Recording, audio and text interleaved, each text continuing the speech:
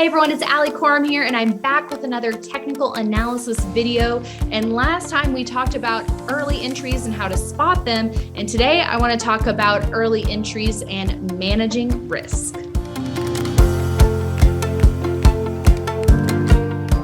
So it's one thing to be able to spot early entries, but you have to be able to manage your risk with any trade that you place. And that's why early entries are great, because you're usually buying close to a moving average like the 50-day line. And so you'll quickly know whether you were wrong on the trade and be able to get out without getting hurt too badly. So let's take a look at Palo Alto Networks. This is an example that we could take a look at an early entry that didn't work out, one that did for a quick gain, and maybe a new one that is in process right now.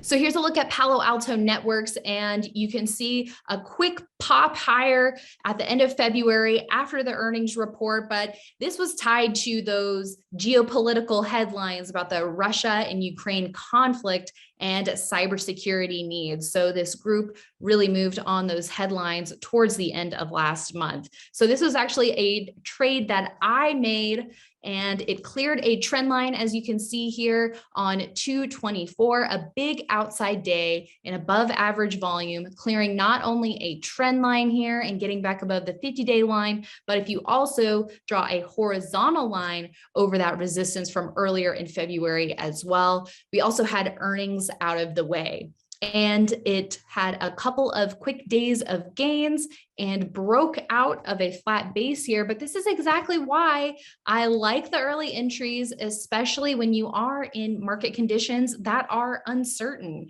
We haven't seen a lot of follow through on breakouts. So anytime you can get an early entry and a quick, powerful gain like this, that is great. So I had a quick trade here. I was all the way out of this thing by the time it started heading south a couple days later, completely out of it on the 4th. And hey, you may be saying, this stock is trading right where it was when you got out of it, so why didn't you just hold? Well, this was a profitable trade for me. I didn't want to risk round tripping my entire gain, which I would have gotten scared out of it coming all the way back down. You never want to round trip a double-digit gain either. So it was a quick trade, but it was a profitable trade for me. And hey, in this kind of market, I will definitely take it.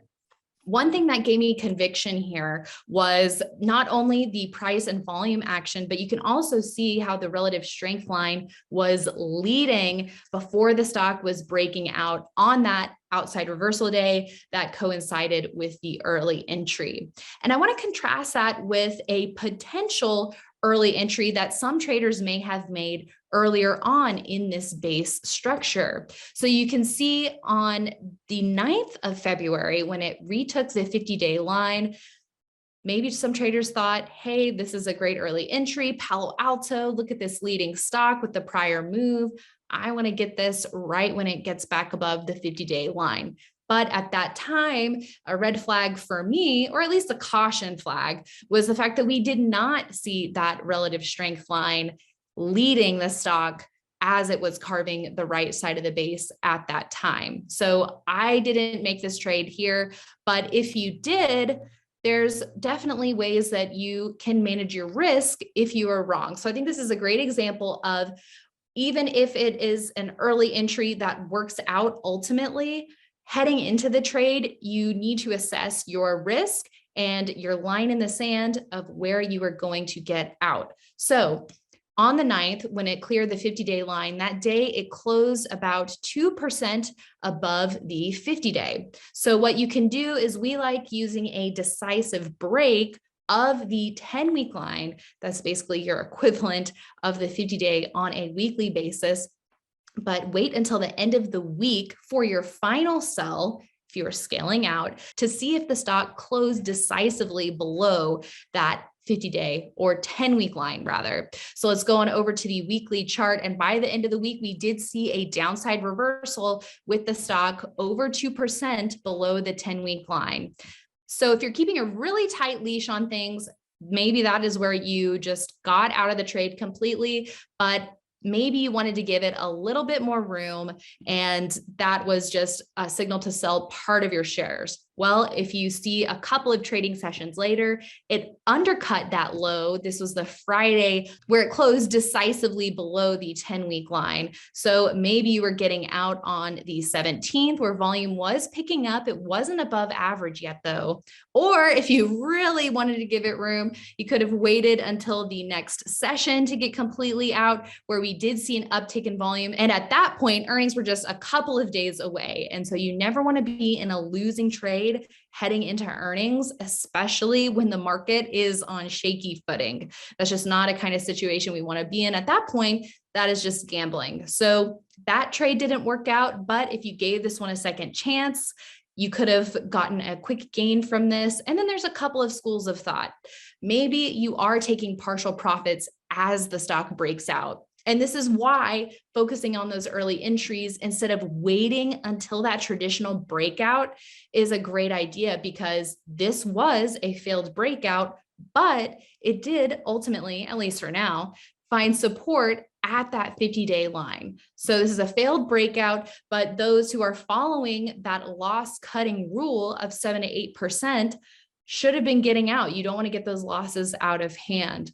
But if you took the early entry and a quick gain, at least partial profits, maybe you could have weathered this test of the 50-day line. And here over the last couple of trading sessions, we see another potential early entry for aggressive traders with that upside reversal at the 50-day line. Volume slightly above average in the following session, coinciding with the S&P 500's follow-through day and a break of a trend line.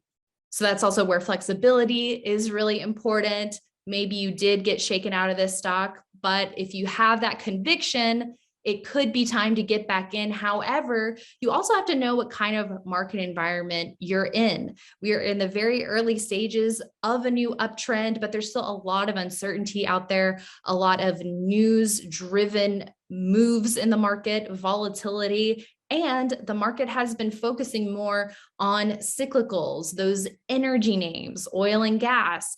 We have the miners, the metals, and other groups like that that have really been in focus lately. So that is something to keep in mind when you have software and technology just trying to regain its footing. So to recap, always make sure you are managing your risk when you're taking any trade. But with those early entries, it can be easy to do that because it often coincides with the stock being close to a key moving average like the 50-day line. You can use a decisive close below the 10-week line as your ultimate line in the sand to get out of a trade if you are wrong, but also have the flexibility to get back in if a new and even better trading opportunity presents itself. Also be flexible to take profits quickly before a gain round trips. Hey everyone, now I hope you enjoyed that video. It was all about the basics of how to manage risk with early entries in terms of making sure you have a line in the sand to get out. Now, another key component of risk management, of course, is position sizing. So that's going to be a topic in an upcoming video. So make sure you subscribe to my channel so you can stay up to date and get alerts when new videos drop. I'll see you next time.